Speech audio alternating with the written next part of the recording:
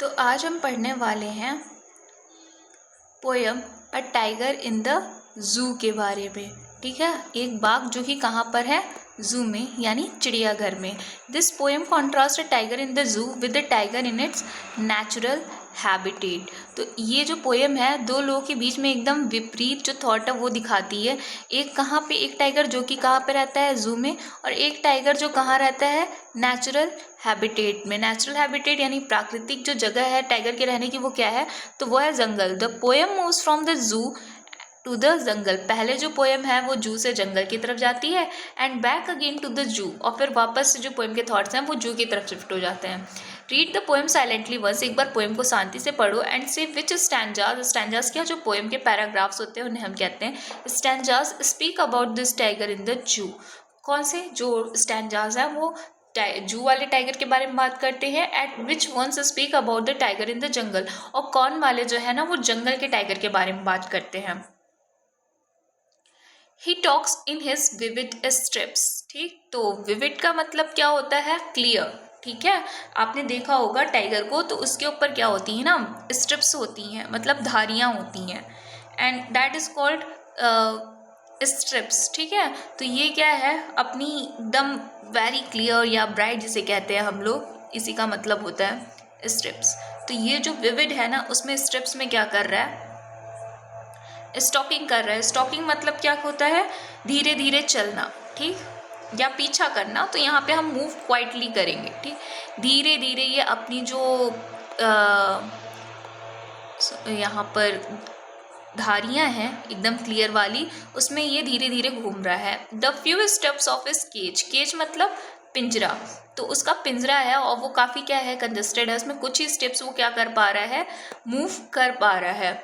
On pads of velvet quite, ठीक, तो उसमें क्या है, पैड्स हैं, गद्दे लगे हुए वेलवेट के, वो जो पिंजरा है उसमें है, तो वो क्या हो रहा है ना, काफ़ी शांति से वहाँ पे चल रहा है, मतलब वो पैर रख रहा है तो उसके पैर रखने की आवाज़ नहीं आ रही है।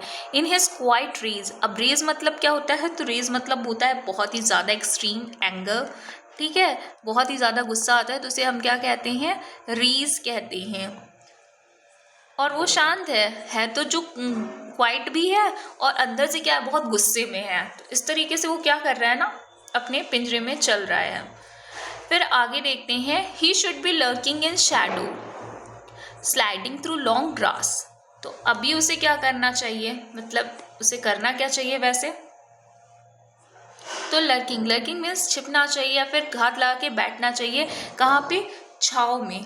ठीक है, स्लाइडिंग थ्रू लॉन्ग ग्रास, और क्या करना चाहिए, स्लाइडिंग मीन्स क्या होता है, सरकना। ठीक है, धीरे धीरे ये यहाँ पर रहना चाहिए, बैठना चाहिए।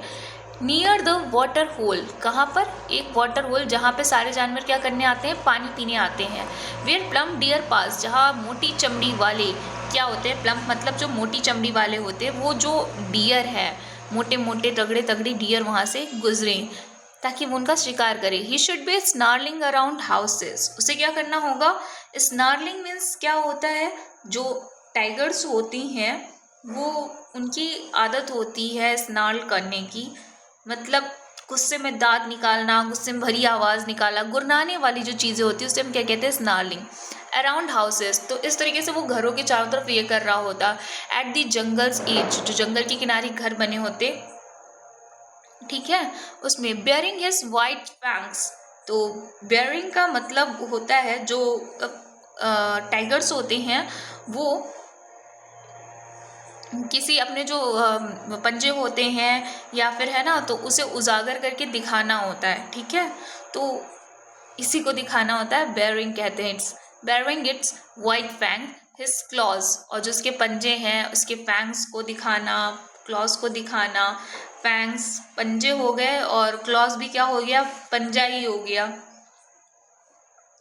तो फैंग्स क्या होते हैं, फैंग्स होते हैं जो बड़े शिकारी जो जानवर होते हैं ना, उनके साइड साइड में देखोगे तो आप ऐसे कैनाइन्स जो होते हैं ना, बहुत नुकीले होते हैं, नुकीले वाले जो दांत होते हैं उनको फैंग्स कहते हैं। तो वो अपने फैंग्स को दिखाता, अपने पंजों को दिखाता, अपने क्लॉज को दिखाता, टेरराइजिंग द विलेज, और इससे जो पूरा विलेज है ना वो पूरे आतंक से भरा होता। लेकिन but he is locked in a concrete cell, लेकिन वो है कहाँ पे अभी, तो वो है एक कॉन्क्रीट सेल में, एक ऐसी केस, ऐसा जगह, ऐसा कमरा जहाँ पे पूरा किससे बना हुआ है, कंक्रीट से बना हुआ है। हिज स्ट्रेंथ बिहाइंड बार्स, जो उसकी पूरी शक्तियाँ हैं, जिसकी स्ट्रेंथ है वो बार्स के पीछे है, यानी लोहे के जो सलाख होते हैं उन्हें हम क्या कहते हैं, बार्स कहते हैं। Stalking the length of his cage, और वो धीमे धीमे क्या कर रहा है, बस अपनी जो केज की लंबाई है उसी में वो मूव कर रहा है। और क्या कर रहा है, साथ ही साथ इग्नोरिंग विजिटर्स, जो लोग देखने आ रहे हैं, उसे विजिट करने आ रहे हैं, उनको वो क्या कर रहा है, तो ये विजिट इग्नोर कर दे रहा है, मतलब अनदेखा कर दे रहा है, ठीक है। He hears the last voice at night, उसने जो आखिरी आवाज़ है वो कब सुनी थी, रात में, ठीक है, लास्ट वॉइस रात में। द पेट्रोलिंग कार्स, जो कार्स थी वो क्या कर रही थी, पेट्रोलिंग कर रही थी। पेट्रोलिंग करना मतलब क्या होता है, तो किसी चीज़ का जो पुलिस वगैरह होते हैं वो जनरली पेट्रोलिंग करते हैं, उसी को कहते हैं पेट्रोलिंग। कार्स मूव करनी है देखने के लिए कि कहीं कुछ गड़बड़ तो नहीं हो रहा है। And stairs with his brilliant eyes, और स्टेयर करना क्या होता है, किसी को एकटक देखना, या जैसे हम हिंदी में घूरना भी कहते हैं। तो ऐसे ही वो स्टेयर कर रहा है विद हिज ब्रिलियंट आइज, उसकी जो एकदम चमकती हुई आँखें हैं, एकदम बढ़िया वाली आँखें हैं, उससे वो देख रहा है। किसकी तरफ देख रहा है, तो ब्रिलियंट स्टार्स की तरफ देख रहा है। चमचमाते हुए स्टार्स को क्या कर रहा है, देख रहा है, जो एकदम बखूबी कहाँ पर रखे हुए हैं, तो आसमान में है। इसी को क्या कहते हैं, ब्रिलियंट स्टार्स। और ये जो पोएम है ये लिखी किसने है, लेस्ली नॉरिस ने। तो लेस्ली नॉरिस जो है ना, वो पूरे हिसाब से बताना क्या चाहते हैं कि जो एक टाइगर है वो कहाँ पर है, अपने जू में है, और वही टाइगर जो कहाँ पे है, अपने जंगल में है। दोनों में कितना डिफरेंस है। जो बेचारा जू वाला है वो कितना बेबस और लाचार टाइप का है, वही जंगल वाला कैसा होना चाहिए, एकदम निडर है, फियरलेस है, और दूसरों को टेरराइज कर रहा है। तो नेचुरल हैबिटेट का बहुत ही असर पड़ता है, चाहे वो हमारे जानवर हों और चाहे वो हमारे मतलब इंसान हो, ठीक है, हमारे इंसान नहीं, मैं भी इंसान ही हूँ, ठीक है। तो जो इंसान और जानवर हैं उनमें क्या कहते हैं, उनके नेचुरल हैबिटेट का बहुत असर पड़ता है। तो ये जो पॉइंट हैं वो ये जताना चाहते हैं कि नेचुरल हैबिटेशन की इम्पोर्टेंस क्या है। अभी देखो जंगल में जो है ना, अगर उठा के जो जंगल की चीज़ें हैं उन्हें हम शोकेस करने के लिए अपने यहाँ ले आएंगे, तो सोचो कि अगर अपने यहाँ वाले उधर चले जाएंगे उनके हैबिटेट में, तो वो क्या ही करेंगे फिर, है ना। हम उनके हैबिटेट को अगर डिस्ट्रॉय करेंगे, उन्हें पकड़ के यहाँ ले आएंगे, तो कुछ टाइम बाद वो हमारा हैबिटेट डिस्ट्रॉय कर देंगे। बस गलती से उसके पास पहुँच जाओ आप, टाइगर के पास, फिर देखो वो आपको क्या करते हैं। फ़िलहाल यहाँ पे हमें बताई गई नेचुरल हैबिटेट की इम्पोर्टेंस। यहाँ पे हम पोएटिक डिवाइसेस देख लेते हैं। हमारी पोएटिक डिवाइसेस है यहाँ पे इमेजरी, ठीक है, इमेजरी, ऐसा ये जो इन्होंने बताया है ना चीज़ें, वहाँ पे लग रहा है जैसे stalking the length of the cage, ठीक, और lurking in the shadow, sliding through long grass, water plum deer. तो ये सब क्या है ना, इमेजरी शो कर रहा है एक तरीके से कि कैसा वहाँ का सीन होगा, ठीक है। तो एक कन्फाइनमेंट की, बेचारा दबा हुआ है कहीं पर, कन्फाइनमेंट की इमेजरी कर रहा है कि कहीं पे इंसान क्या है, कैद है, कहीं पे इंसान की फ्रीडम का यहाँ पे इमेजरी किया गया है।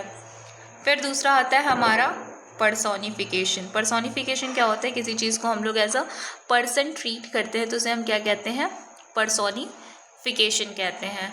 तो पर्सोनिफिकेशन कहाँ है, तो इग्नोरिंग विजिटर्स, जैसे इग्नोरिंग दे दिया है वर्ड यहाँ पर, तो ये क्या कर रहा है, इग्नोर कौन करता है भाई, इंसान करता है ना, जानवरों को क्या पता कौन है क्या नहीं है।